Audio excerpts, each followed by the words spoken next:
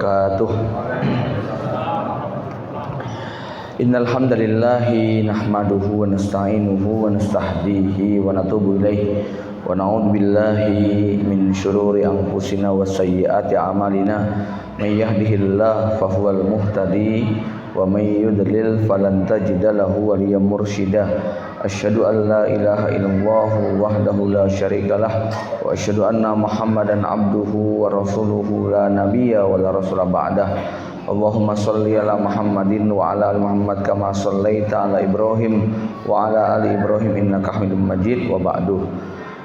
Bapak Ibu, kaum muslimin muslimat jamaah salat maghrib yang dirahmati Allah Subhanahu wa taala, bersyukur kita pada Allah yang telah memberikan begitu banyak limpahan nikmat dan karunia-Nya kepada kita, nikmat iman dan Islam, nikmat sehat dan sempat, juga nikmat keamanan dan keselamatan yang juga merupakan nikmat sangat mahal bagi kita untuk bisa menikmati kehidupan ini. Mudah-mudahan syukur kita membuat nikmat ini Allah jaga, Allah langgengkan dan Allah tambahkan. Salawat dan salam semoga tercurahkan pada baginda Nabi Muhammad SAW, juga kepada keluarga, kerabat, sahabat dan orang-orang yang meniti jejaknya sampai kiamat. Semoga kita termasuk yang mendapatkan syafaatnya di yaumil hisab. Jemaah yang dirahmati Allah Subhanahu wa taala, tema kita pada malam hari ini masih sedikit nyambung dengan pembahasan 1 bulan yang silam. Kenapa ini masih perlu diangkat?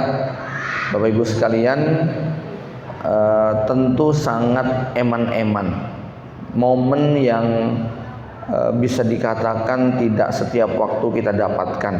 Sementara pengorbanan yang sudah diperlihatkan oleh kaum muslimin di Gaza ini bukan sembarang pengorbanan. Mereka bukan sekedar kehilangan harta, bukan sekedar kehilangan nyawa, tapi juga nyaris kehilangan negara. Ya, mereka nyaris tidak memiliki apa-apa selain Allah Subhanahu wa taala. Apa yang terjadi atau apa yang dilakukan oleh kelompok perlawanan pada 7 Oktober yang silam bukan berarti tanpa perhitungan. Mereka sudah menghitung akan ada ribuan mata yang terpejam, tapi mereka juga berhitung akan ada jutaan mata yang terbuka. Ya, tercatat sampai hari ini sudah lebih dari 18.000 jiwa yang mata mereka terpejam untuk selama-lamanya. Tapi juga tercatat ada puluhan bahkan ratusan jiwa manusia yang kemudian terbuka tentang hakikat yang sesungguhnya.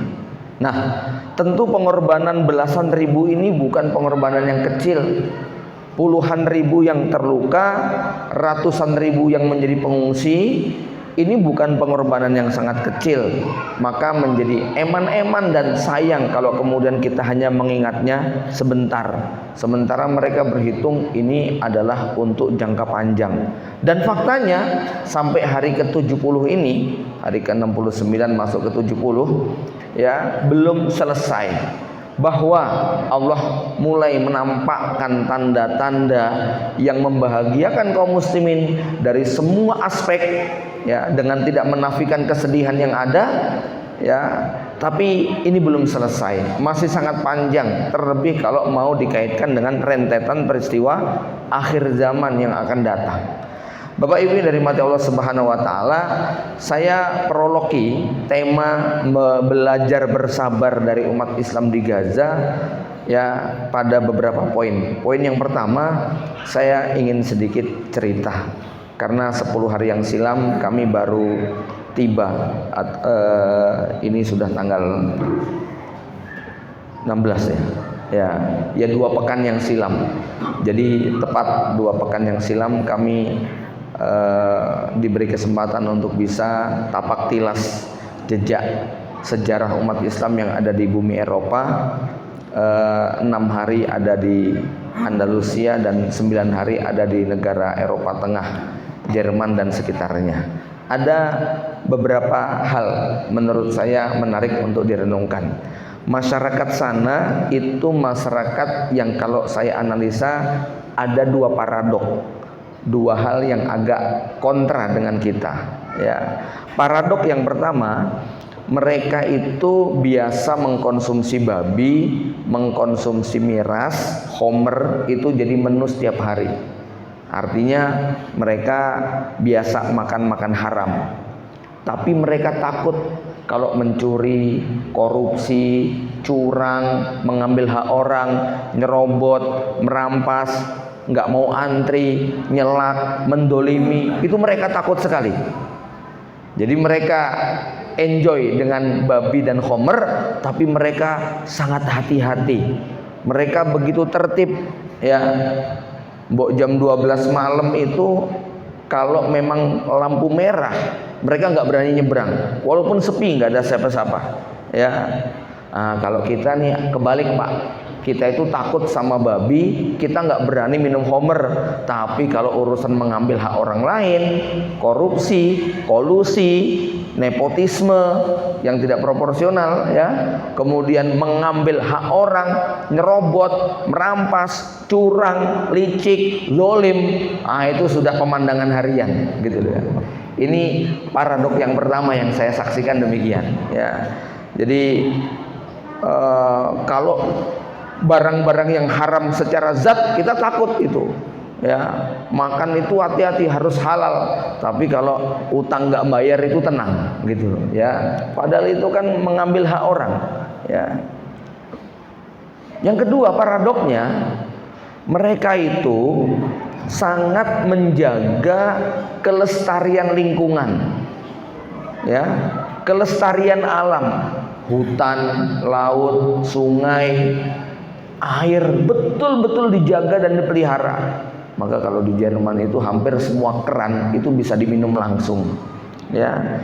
Jadi demi anak cucunya, mereka pengen negara mereka, laut mereka, tanah air mereka dijaga. Nggak boleh ada polusi, nggak boleh ada penebangan liar, nggak boleh ada perusakan lingkungan dan berbagai macam hal.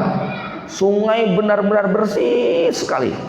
Bukan sungai kecil, Pak. Sungai besar ngalahkan Ciliwung, tapi airnya benar-benar bisa langsung diminum gitu, Pak, ya.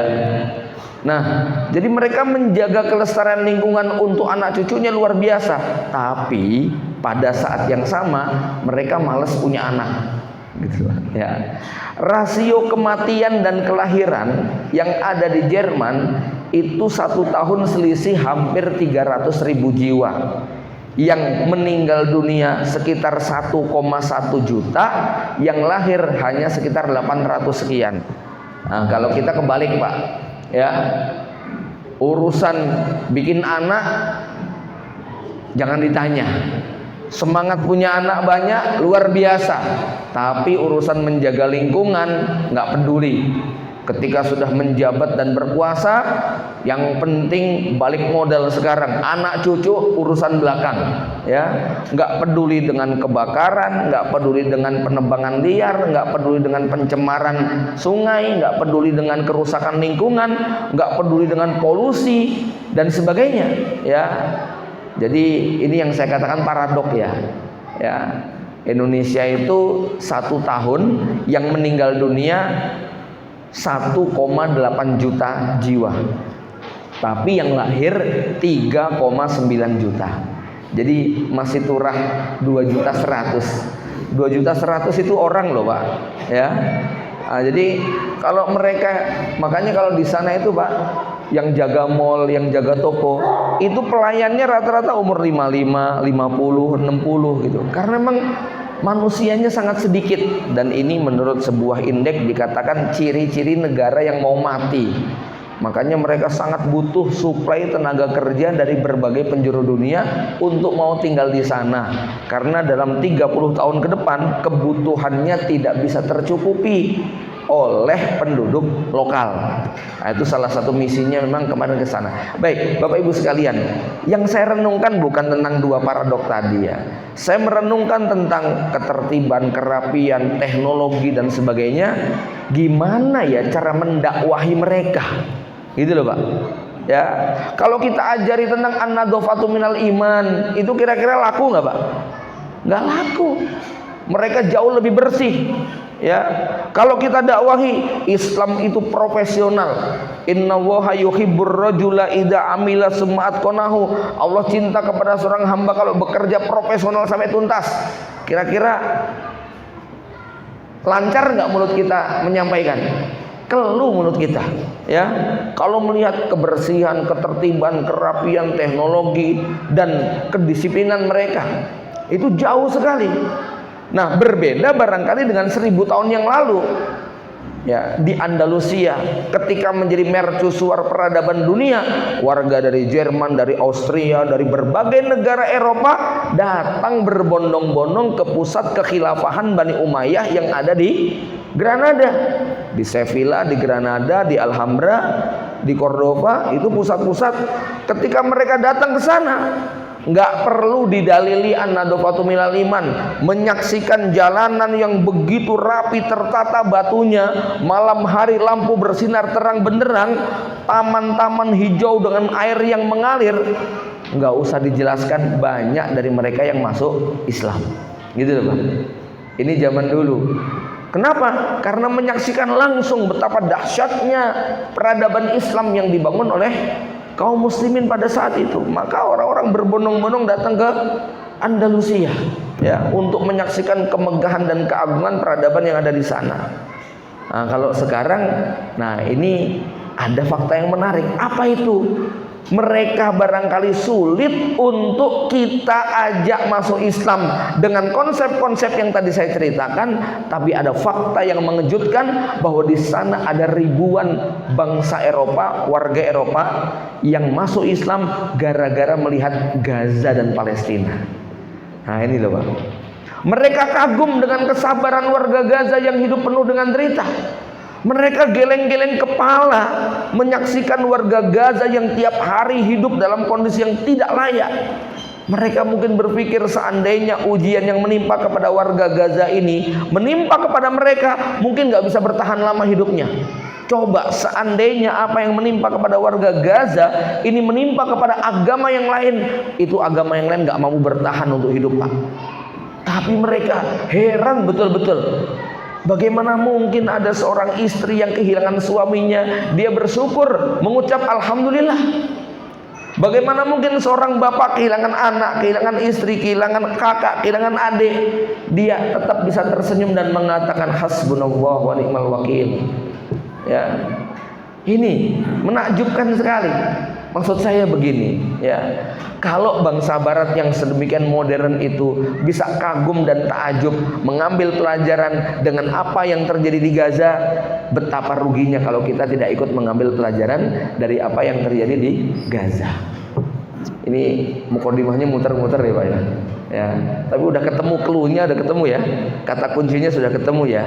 Jadi bangsa Barat dengan segala kemegahan, dengan segala teknologi, dengan segala hal-hal yang betul-betul membuat mata tercengang sampai kita bingung bagaimana cara mendakwahinya, justru hati mereka terketuk menyaksikan kesederhanaan, ketawakalan, kepasrahan, ketabahan dan kesabaran warga Gaza yang hidupnya tidak wajar. Itu loh Pak. Iman macam apa ini? Gitu kan? Ya, terbuat dari apa hati mereka? Itu loh.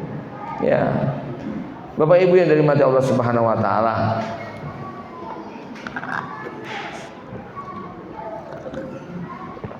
Poin yang kedua. Kalau kita ingin mencari jejak rekam tentang penduduk Gaza atau Palestina hari ini, maka kita bisa mundur tentang sejarah masa lalu. Al-Quran 30 juz, sepertiganya atau 10 juznya itu berisi cerita. Dari sepertiga cerita atau 10 juz yang isinya adalah kisah sejarah, 75%-nya itu berkisah tentang Palestina. Kenapa kok bercerita Palestina? Karena memang semua nabi dan rasul, kalau kalkulasi saya lebih dari 90% turunnya di Palestina. Dari 124.000 nabi, 313 rasul yang disebutkan dan yang tidak disebutkan dalam Al-Quran namanya, itu mayoritas tinggalnya di Palestina. kita justru tidak menemukan jejak rekam ada nabi-nabi lain di luar Palestina, ya, kecuali sangat sedikit sekali. Tapi puluhan ribu, bahkan mungkin dari 100.000 itu tinggalnya di sana semuanya, ya. Kisah yang paling populer dari zaman Nabi Ibrahim alaihissalam sampai zaman Nabi Isa, sampai zaman Nabi Muhammad SAW, semuanya bercerita tentang penduduk Palestina. Dengan kata lain, penduduk Palestina yang hari ini kaum muslimin, kemungkinan besar mereka adalah anak cucu para nabi dan rasul. Paham ya Pak ya? Ya, siapa penduduk asli Palestina? Anak cucu para nabi dan rasul. Kenapa? Karena memang lebih dari 100.000 nabi dan rasul itu diutus di wilayah Palestina. Ini yang pertama. Yang kedua apa? Pada tahun 16 Hijriah, di masa pemerintahan Amirul Mukminin Umar bin Khattab, Yerusalem berhasil dikepung oleh kaum muslimin dalam ekspedisi penaklukan negeri Syam. Penguasa Yerusalem yang saat itu dipegang oleh Bizantium, Romawi Timur, akhirnya tak mampu menyelamatkan. Akses Bizantium ke Yerusalem diblokade oleh kaum muslimin.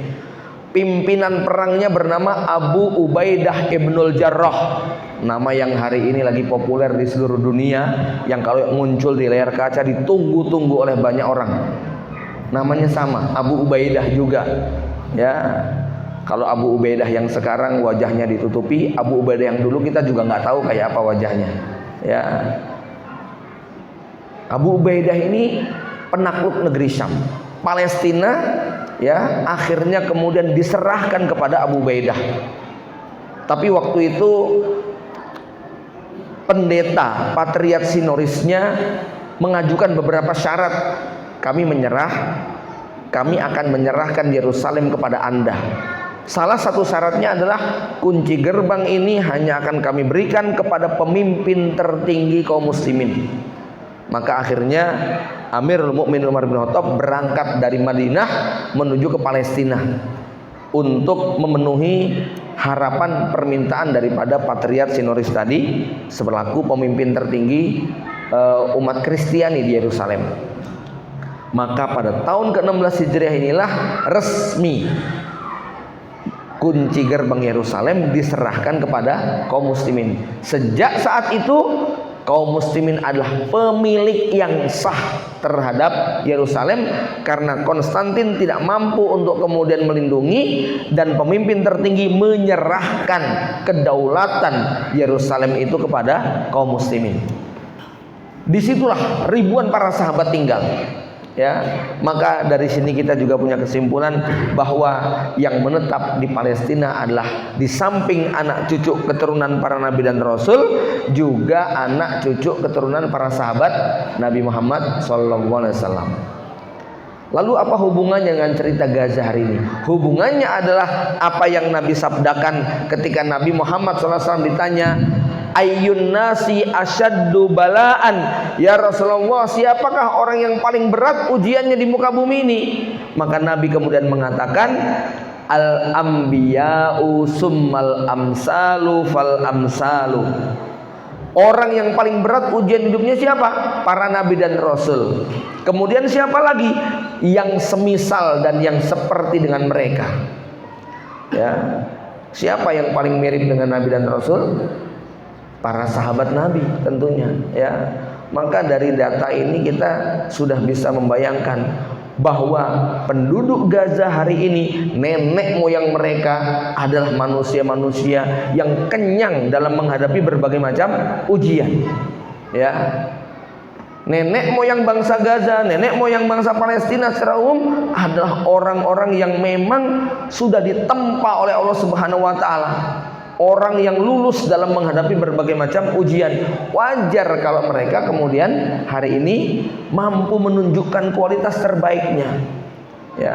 Sehingga ada seorang warga Gaza, ketika dia menyampaikan tentang apa yang dia rasakan, dia bercerita bahwa dia mengalami peristiwa awal blokade 2006. Kemudian peristiwa pengeboman 2008, 2009, 2011, 2018, 2019 sampai 2023 dia mengalami semua. Dia menyaksikan berbagai macam hal, menyaksikan bagaimana terpisahnya anggota tubuh manusia, bagaimana manusia meregang nyawa di depan mata dia, mengangkat jenazah, mengangkat korban.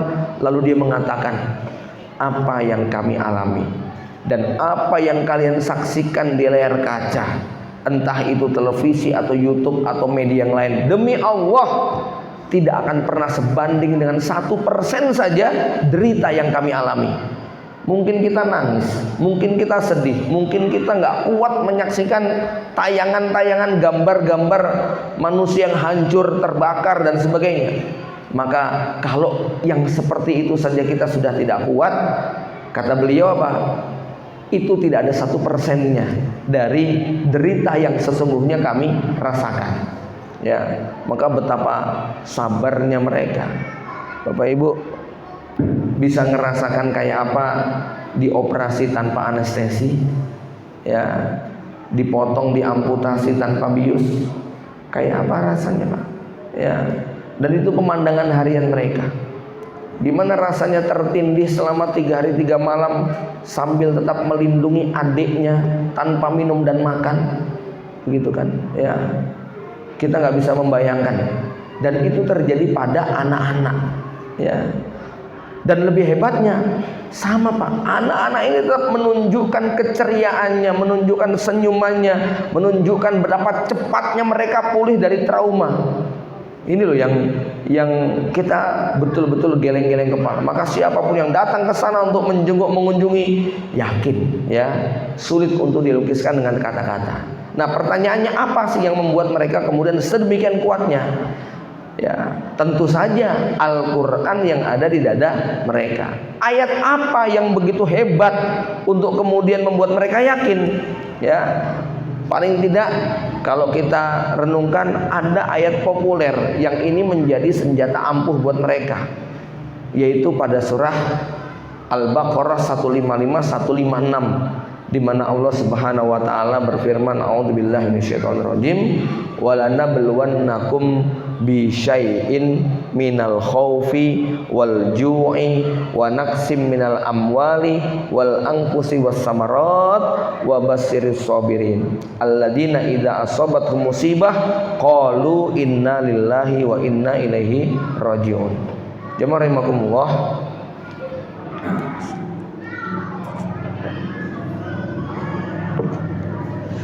ada 2 penyebab sumber utama kenapa manusia itu nggak bisa bahagia, kenapa merasa menderita, gampang putus asa, nggak bisa segera move on dari derita yang dialaminya.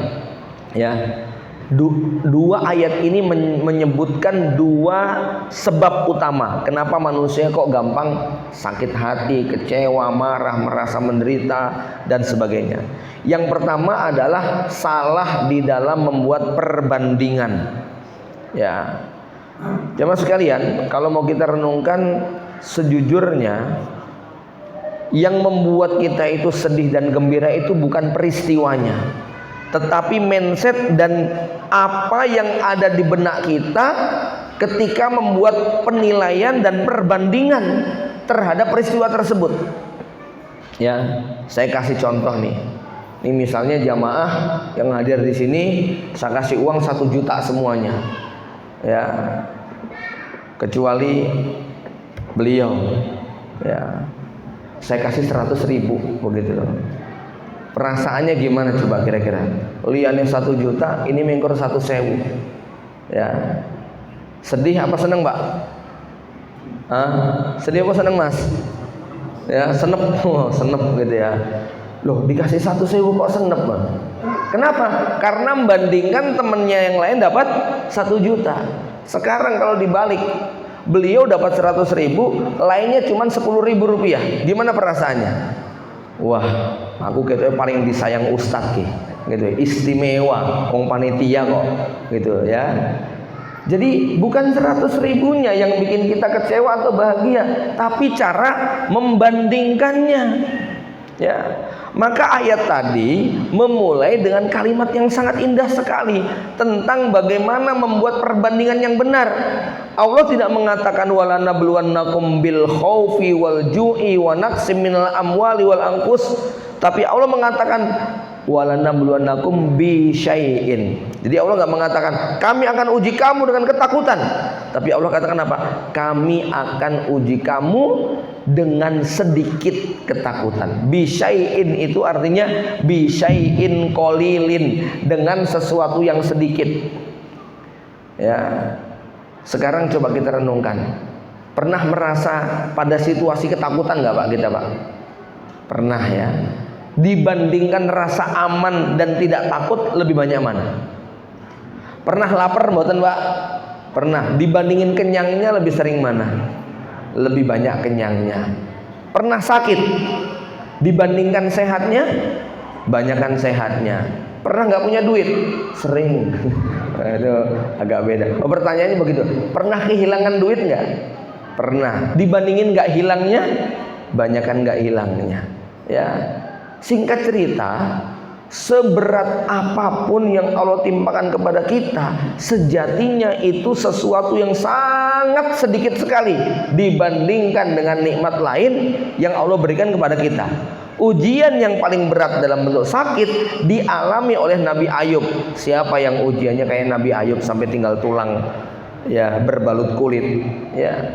Tapi ketika sang istri mengatakan kepada Nabi Ayub alaihissalam, Mas, mbok yo berdoa sama Tuhanmu supaya Tuhanmu mengasihi kamu, supaya kamu sehat kembali seperti dahulu kala ketika kamu sehat, segar, bugar, punya segala-galanya.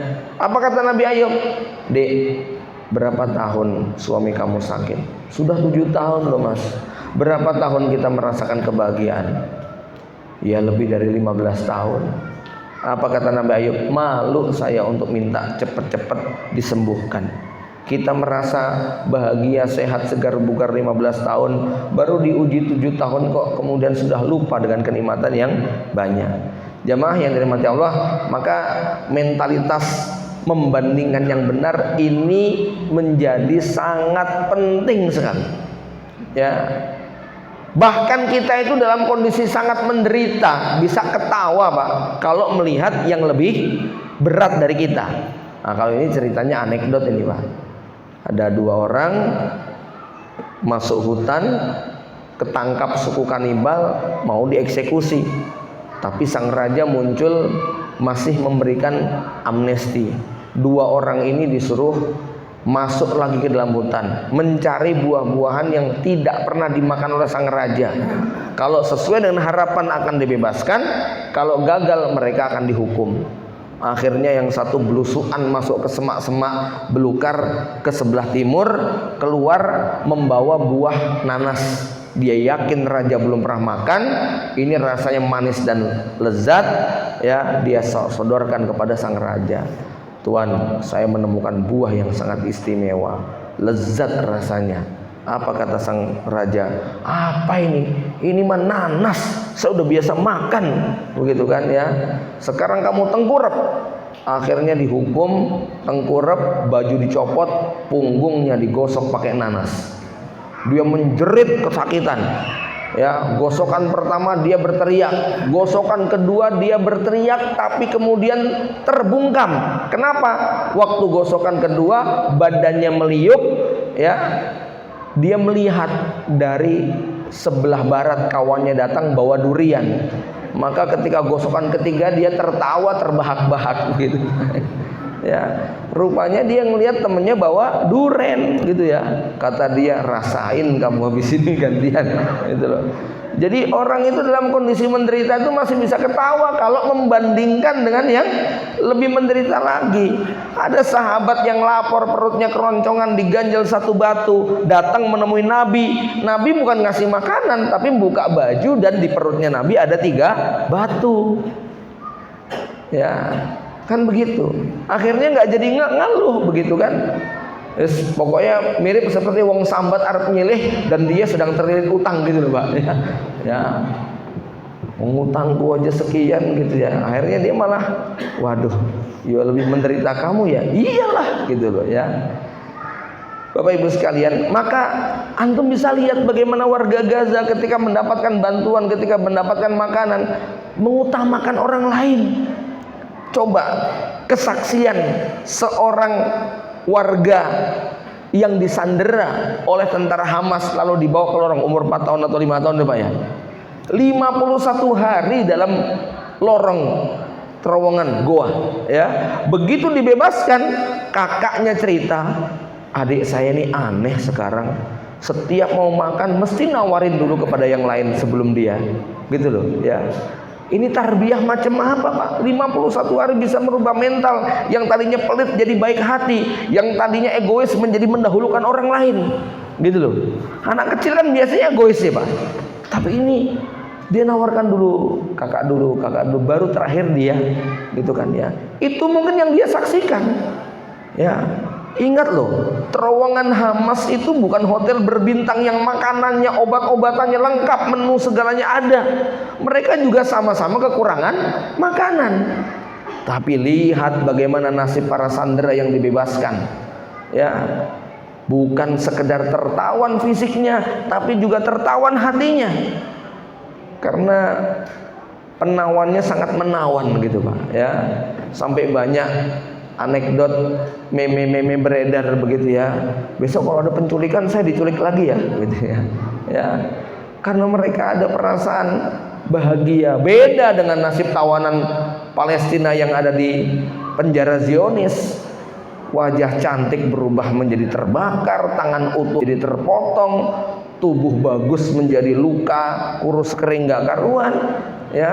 Mereka mengalami pelecehan seksual, mengalami pelecehan verbal, melayani berbagai macam penyiksaan. Sementara Masya Allah ya, pengakuan sandera Gaza, mereka betul-betul dalam keadaan sehat walafiat ya.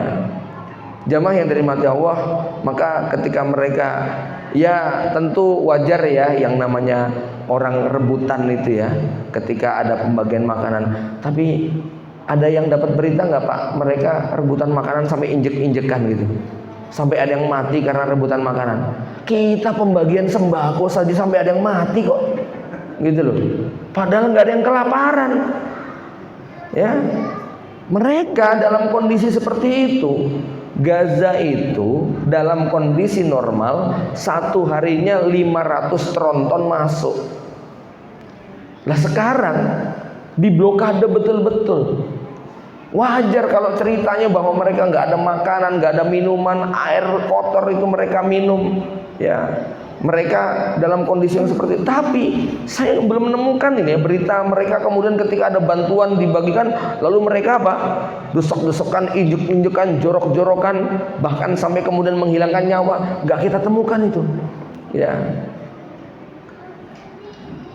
Antum mungkin tahu ya, ada satu selebritis Gaza yang sering datang ke Indonesia, sering datang ke Arafah Pak.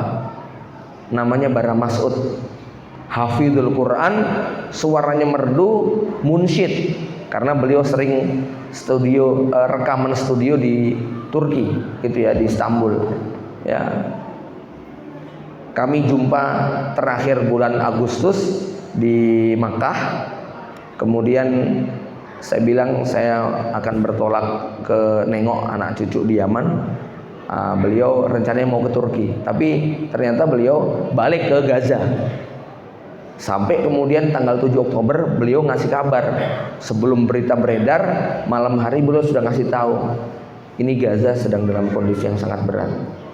Kayaknya ada peristiwa yang hari-hari ke depan kami nggak tahu masih bisa komunikasi atau tidak. 7, 8, 9, 10 masih bisa komunikasi. 11 sampai bulan November blank, hilang. Dia cuma ngasih tahu bahwa rumahnya sudah hancur dan dia tinggal di pengungsian. Nah, ketika kemarin kami masih di Eropa, kami bisa kontak lagi, begitu ya. Posisi kami ketika masih di Andalusia, kemudian bisa kontak. Dan Bapak Ibu tahu, beliau setiap ditanya jawabannya alhamdulillah, alhamdulillah. Kami baik-baik semua, kami baik-baik semuanya. Dan yang menakjubkan lagi apa? Panitia yang biasa ngundang beliau ketika kontak, jawaban beliau apa? Ya akhi, antum butuh apa? Bilang saja sama saya. Jangan malu-malu kalau ada kebutuhan. Gue bayangan loh Pak, ya. Karena kan mungkin kalau beliau di sini memang longgar keuangannya, begitu kan ya, karena beliau punya pekerjaan-pekerjaan seperti itu.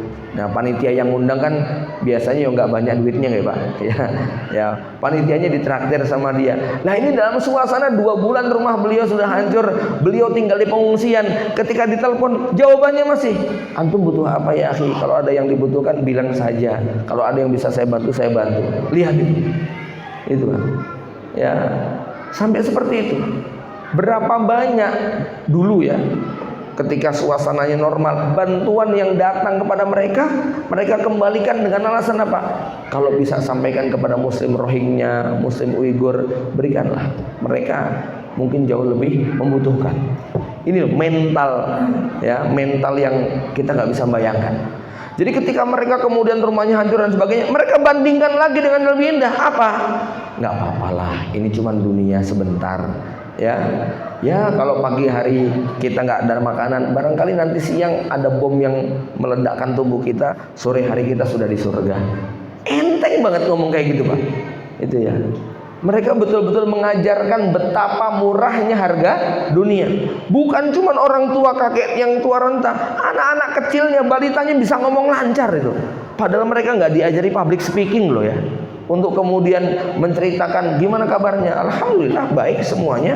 Ya, ini rumah saya hancur, ibu saya meninggal, tapi baik, masih ada Allah. Itu bisa loh anak-anak kecil ngomong kayak gitu. Ya, kita nggak habis pikir ya.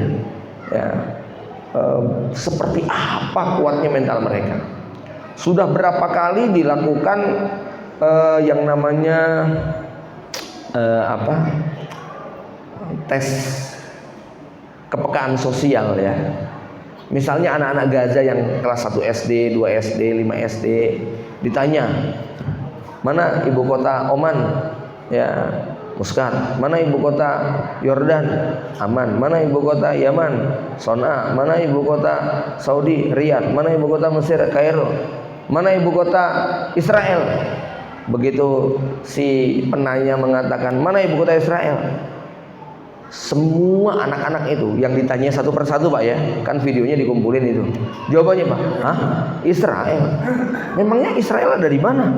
Ya, Israel nggak ada ibu kotanya. Yerusalem itu Palestina, bukan Israel. Israel itu menjajah. Semua anak-anak Gaza itu nggak ada yang kemudian bahkan ketika mereka diiming, coba deh disebut, kamu nyebut aja bahwa Israel itu adalah ibu kota, Yerusalem itu ibu kotanya Israel. Enggak, tak kasih uang, minta berapa? Enggak, ya. Semua anak-anak kecil itu mentalitasnya sudah seperti itu, ya. Jadi kalau bercerita nasionalisme, nggak ada yang lebih menang daripada mereka dalam mempertahankan tanah airnya, ya. Bahkan ya ini termasuk pelurusan fitnah yang harus kita pahami Pak ya. Karena sampai hari ini masih ada saja yang dengan latah, dengan tanpa ilmu, dengan seenak mulut mereka mengatakan Hamas itu buatan Mossad, Hamas itu Syiah, Hamas itu pro Israel, Hamas itu cuma pura-pura, gara-gara Hamas kemudian rakyat menderita. Kepada orang yang ngomong kayak gini, coba tunjukkan mana rakyat Gaza yang membenci Hamas ataupun tentara pejuang. Sampai kakek nenek yang rumahnya sudah rata dengan tanah, sampai seorang nenek tua yang keluarganya meninggal dunia semua. Ketika ditanya jawabannya apa? Lanjutkan perjuangan. Bahkan walaupun kamu tinggal sendirian, sudah nggak ada lagi manusia kecuali kamu, tetap lanjutkan. Ini seorang nenek sudah nggak peduli rumahnya hancur, anaknya mati, yang penting perlawanan harus tetap dilanjutkan. Nah ini Pak ya, jadi mereka semua sangat mendukung. Kenapa? Karena mereka sadar ada perang nggak ada perang, mereka akan dibunuh pelan-pelan gitu loh. Maka ketika kemudian Hamas melakukan begitu, rakyat sudah berhitung, iya nggak apa-apa kami jadi martir, nggak apa-apa kami jadi korban. Kalau itu nanti bisa membuat Al-Aqsa itu terbebaskan, apa sih harga nyawa kami dibandingkan dengan Al-Aqsa? Ya, sehingga mereka nggak peduli berapapun jumlah kematian. Ya. Bukan angka yang kecil Pak.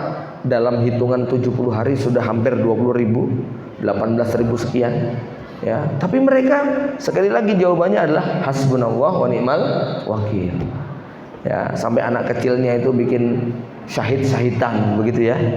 Ya, mereka menuliskan nama-nama mereka di tubuh mereka untuk memudahkan kalau terjadi pengeboman secara brutal. Ya. Kemudian yang kedua, ayat itu berbicara apa? Wabasyiris sabirin. Sampaikan kabar gembira kepada orang sabar. Siapa orang sabar itu? Alladzina idza asabatu musibah qalu inna lillahi wa inna ilaihi rajiun. Maka berdasarkan ini saya katakan penyebab kedua orang merasa menderita, nggak bisa bahagia, sering kecewa, mudah terluka, itu apa? Merasa memiliki. Itu loh Pak. Perasaan memilikinya itu loh. Nih saya buat ilustrasi. Misalnya Bapak kehilangan uang 5 juta dalam tas. Perasaannya gimana Pak? Sedih betul Pak? Wah mantap ya. Biasa nggak apa-apa gitu ya. Ya secara umum dompet hilang, ATM hilang, duit 5 juta melayang ya. Ada perasaan sedih. Sekarang pertanyaan saya, yang bikin sedih itu apanya? Ayo Pak. Yang bikin sedih apanya? Bukan kehilangannya. Ya. Kehilangan itu biasa, tiap hari banyak. Jangan dengar tetangga jauh sana kehilangan mobil, perasaannya gimana? Biasa aja. Ya. Tetangga sebelah kecopetan 20 juta, perasaannya gimana? Biasa aja. Kenapa? Karena kita nggak merasa memiliki. Jadi yang bikin kita sakit hati, kecewa, menderita karena perasaan memiliki. Kalau kita merasa innalillahi wa inna ilaihi rajiun, itu yang bikin tenang. Maka warga Gaza itu seperti apapun penderitaan mereka, sadar innalillahi wa inna ilaihi rajiun. Kita ini milik Allah, semua akan kembali kepada Allah. Nggak apa-apa, begitu loh ya. Hancur hilang, nanti Allah ganti, begitu kan ya. Nyawa kita juga milik Allah. Ini mentalitasnya warga Gaza tuh kayak gitu Pak. Tauhidnya warga Gaza tentang masalah takdir itu nggak pakai teori banyak, tapi mereka mampu menunjukkan dengan tenang begitu ya. Seorang kakak yang adiknya meninggal terus saudaranya masih nangis-nangis, kakaknya yang berusia SD itu bilang, sudah, dia sudah pergi, dia sudah syahid, dia sudah di surga. Apa yang bikin kamu sedih? Jangan lama-lama sedihnya, wong dia sudah bahagia. Ini yang ngajarin ngomong gini itu siapa gitu loh Pak ya. Jadi mereka mungkin gak membaca tafsir innalillahi wa inna rajiun. Mungkin mereka jarang mengikuti pengajian tadabbur ayat Al-Baqarah 156, 155, 156. Tapi mereka kalau membaca itu betul-betul paham. Sehingga ketika mereka kena musibah, kalimat yang terucap adalah hasbunallah wa ni'mal wakil, innalillahi wa inna ilaihi rajiun. Dan itu tenanan begitu Pak ya. Kalau kita kan mengucapkan kayak begitu tuh, walaupun mulutnya berucap, hatinya tetap berontak begitu Pak. Misalnya anak kita mecahin mangkok yang mahal, begitu kan? Sambil mengucap innalillahi wa inna ilaihi sambil nyubit gitu loh, ya, sambil marah sama anak kita, astagfirullahaladzim, begitu ya. Jadi belum tulus gitu Pak. Maka untuk bab yang satu ini, mari kita belajar sama tukang parkir. Mereka adalah yang paling paham tentang innalillahi wa inna ilaihi rajiun. Datang mobil berjejer-jejer, gak ada perasaan bangga. Ratusan motor parkir, gak ada perasaan merasa ya kemudian jumawa gitu. Aku ya lihat nih mobil, enggak. Diambil satu persatu sampai hilang, kosong lapangannya. Gak ada rasa kecewa. Karena tukang parkir sadar ini semua hanya titipan gitu, ya. Anak muda sekarang masih dipelesetkan. Ya Tuhan, kalau memang harta itu adalah titipan, tolong titipin yang banyak gitu ya. Itu plesetan anak-anak muda. Mereka menyadari betul tentang kalimat innalillahi wa inna rajiun.